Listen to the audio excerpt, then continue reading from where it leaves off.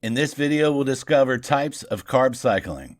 Carb cycling represents an approach to dieting in which carb intake is alternated. There are no hard and fast rules about the basis on which you do this. Some people alternate daily, while others alternate on a monthly or weekly basis. Some people do long periods of high, moderate, and low-carb diets. Others vary their approach on a day-to-day basis. This means that there is no single type of carb cycling to suit everyone. Everyone should program their carb intake. They can do this to suit a range of factors. These include your own body composition goals, your rest days and training days, your scheduled refeeds, whether you're attending a competition or special event, the type of training you're undertaking and its intensity, your body fat level. Some carb cycling approaches involve 2 days of low carbs followed by a day of high carbs. This pattern repeats. Another approach is to have 2 days of high carb intake followed by 2 days of moderate carbs. There will then be 3 days of low carbs before returning to the beginning of the cycle. Usually, the protein intake will remain similar between all days. Fat intake, meanwhile, will vary depending on the intake of carbohydrates.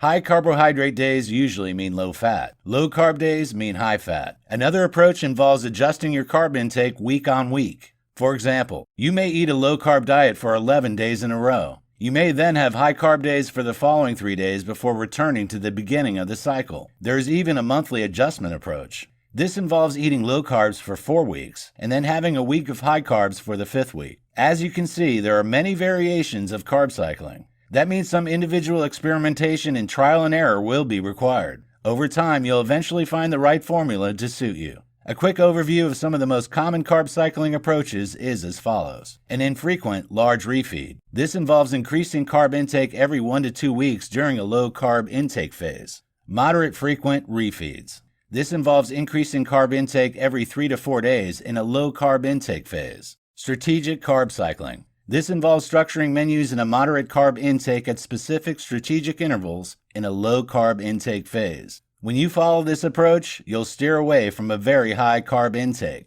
It will therefore allow your metabolism to catch up to your dietary intake.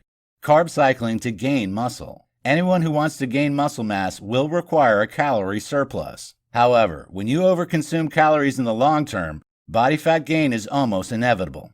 Carb cycling allows muscle gain to be optimized over fat gain. Like strategic carb cycling, menus must be planned to match your weekly schedule. This will enable you to make temporary surplus of calories to boost strength and lean mass gains.